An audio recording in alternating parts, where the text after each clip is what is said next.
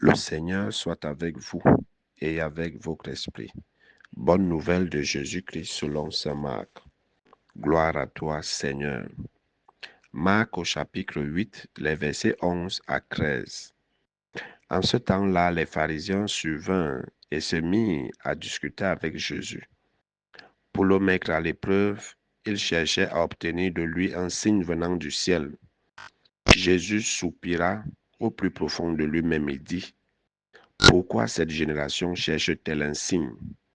Amen, je vous le déclare, aucun signe ne sera donné à cette génération. » Puis il les quitta, remonta en barque et il partit vers l'autre rive. Acclamons la parole de Dieu. Louange à toi, Seigneur Jésus. Bien-aimés de Dieu, chers frères et sœurs en Christ, loué soit Jésus-Christ. Loué soit le saint nom de Jésus-Christ. Bonjour à tout le monde. Aujourd'hui, nous démarrons une nouvelle semaine. Une semaine avec Dieu, une semaine avec nos frères et sœurs. Nous verrons et nous servirons Dieu à travers nos frères et sœurs.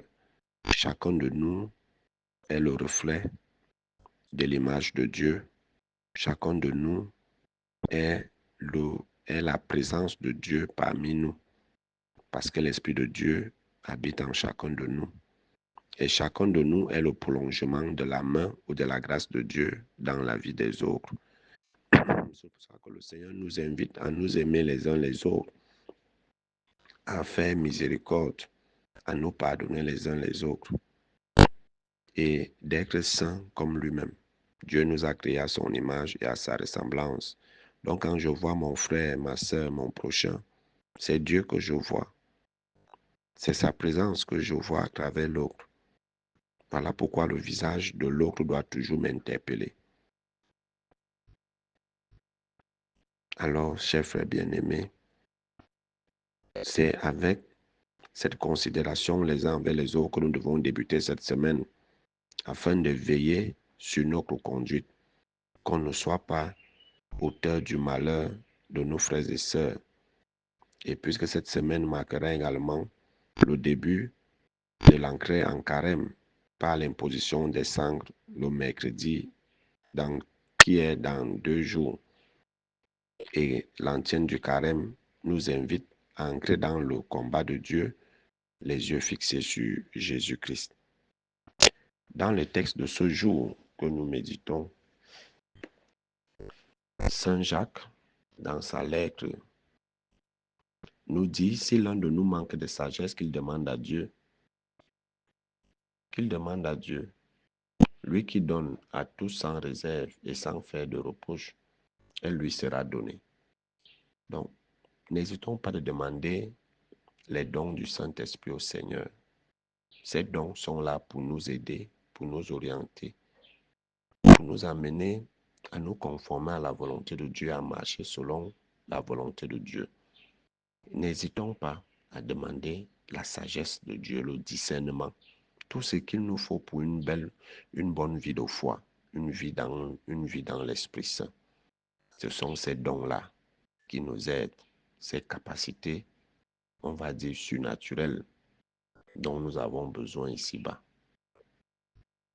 Et Saint Jean nous dit également, celui qui hésite dans sa demande, et il nous dit que nous devons demander avec foi, parce que le tout c'est la foi. Hein. Les miracles se produisent par la foi. Si tu n'as pas la foi, il ne pourra avoir aucun miracle. Demandons la sagesse avec foi. Tout ce que nous demanderons, croyons que nous l'avons déjà reçu. C'est ce que Saint Matthieu nous dit. Ça, c'est la foi. Demandons avec foi, sans la moindre hésitation. Car celui qui hésite ressemble aux vagues de la mer que le vent agite et soulève. Et il nous fait savoir qu'une personne qui demande dans l'hésitation, il ne s'imagine pas qu'il recevra du Seigneur quoi que ce soit. S'il est partagé et instable dans toute sa conduite, non? À travers cet extrait, on peut y comprendre pourquoi certaines de nos demandes ne sont pas exaucées. Si tu es dans l'instabilité, tu es dans l'agitation, tu es dans l'hésitation. On te dit, va faire telle prière. Le Seigneur fera sûrement grâce. Tu dis, ah, bon, je vais aussi essayer. On ne sait jamais. Non, avec Dieu, ce n'est pas le pari-foot. Ce n'est pas les jeux de hasard. Dieu ne joue pas au dé pour faire dans le hasard. Ou tu crois, ou tu ne crois pas. Si tu hésites, ta prière est fade. Ta prière est fade. Avec Dieu, c'est la foi. Je crois que ce que je demande, que je l'ai déjà. Que je l'ai déjà. Mais si tu crois en Dieu avec hésitation, tu es instable, tu es agité, on ne sait pas où tu es. Tu as un pied à gauche, tu as un pied à droite, tu es dedans, tu es derrière. Ne t'attends pas à recevoir quelque chose de Dieu. Et c'est ça, et c'est ce son de cloche qui retentit dans l'évangile de ce jour, tiré de Marc, où les pharisiens viennent voir Jésus et ils lui demandent un signe. Leur réaction est normale parce que à l'époque, pour prouver que tu venais de Dieu, il fallait montrer un signe que vraiment Dieu t'a envoyé. Nous voyons avec Élie qui a bloqué le ciel et beaucoup d'autres prophètes ont montré des signes qu'il venait de Dieu. Alors c'est tout à fait normal qu'on demande à Jésus un signe afin qu'on croie qu'il est vraiment le prophète envoyé par Dieu, qu'il est le Messie. Mais Jésus va dire, pourquoi cette génération cherche-t-elle un signe? Je vous le déclare, aucun signe ne sera donné à cette génération. Aucun signe. Le seul signe est plus loin dans un autre texte. Il dira, le signe que vous allez recevoir, c'est le signe de Jonas.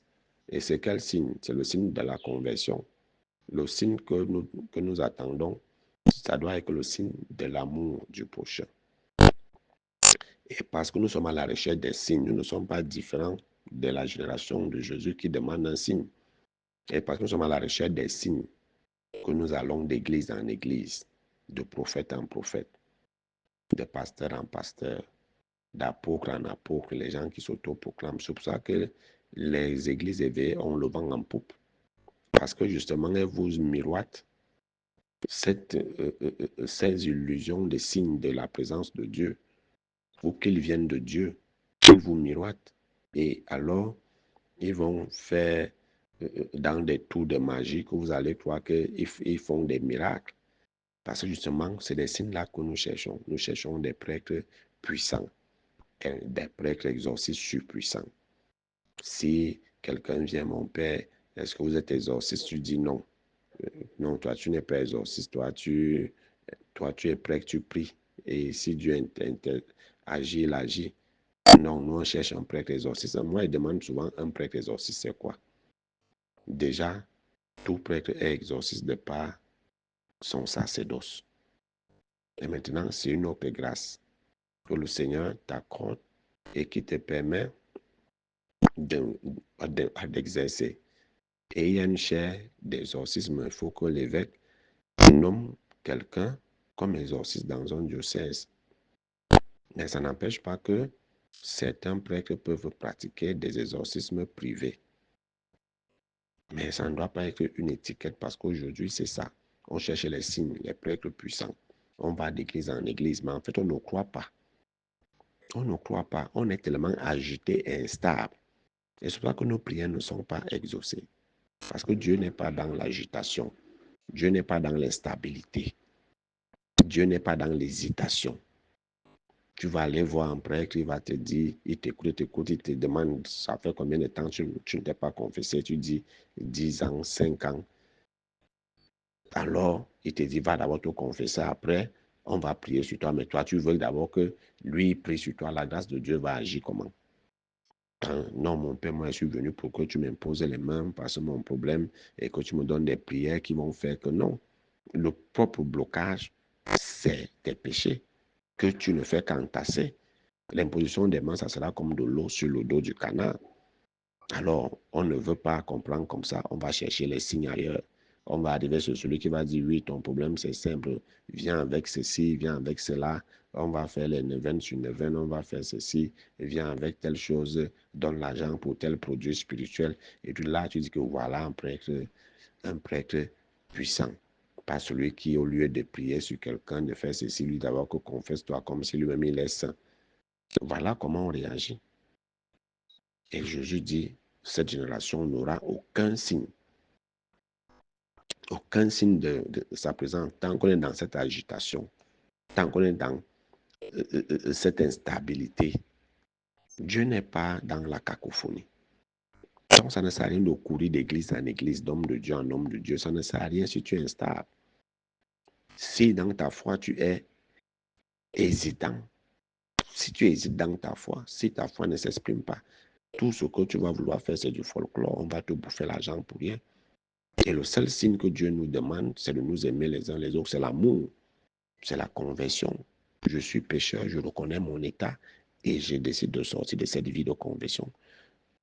L'appel du carême, c'est quoi? Convertissez-vous et croyez à la bonne nouvelle. Et rien d'autre. Ce n'est pas que venez, il y aura des miracles à gauche, il y aura des miracles à droite. Ce n'est pas ça l'appel du carême. Ce n'est pas ça. Je ne vais pas faire le carême parce que j'attends un miracle de Dieu. Je fais le carême pour me convertir, pour ma conversion, pour le salut de mon âme. C'est ça le but du carême que nous allons commencer. Ce n'est pas pour les miracles. Ce n'est pas pour les miracles. Les miracles viennent à la suite de la conversion. Les miracles viennent à la suite de la conversion. Pas de miracle sans conversion. Donc, ça ne sert à rien de chercher les signes à gauche et à droite. Il ne nous sera donné aucun signe. Tant qu'on ne croit pas véritablement en Dieu, et croire en Dieu, c'est l'écouter, c'est lui obéir, c'est faire sa volonté, c'est marcher comme il veut. Alors, tout ce qu'on demandera nous sera donné en surcroît. On ne peut pas mettre la charrue avant les bœufs. C'est toi qui ne veux pas te convertir, c'est toi qui veux les signes, c'est toi qui veux les miracles. Et lorsqu'on t'invite à la conversion, tu dis non. Tu chantes, tu pars ailleurs. C'est ça, être instable comme les vagues qui sont agitées et tout. Que le vent pousse à tout moment. Parce que on est instable dans notre vie de foi. On est instable. On cherche seulement les signes, mais si on est dans cet état-là, aucun signe ne nous sera donné. Donc, il faut qu'on le sache. Il faut qu'on le sache. Que le Seigneur nous accorde donc la stabilité dans notre vie de foi. Qu'il augmente en nous la foi. Et que les signes visibles de la présence de Dieu et de sa manifestation soient les signes de l'amour, les signes de notre conversion, les signes du pardon mutuel les uns envers les autres. Loué soit Jésus-Christ, à jamais.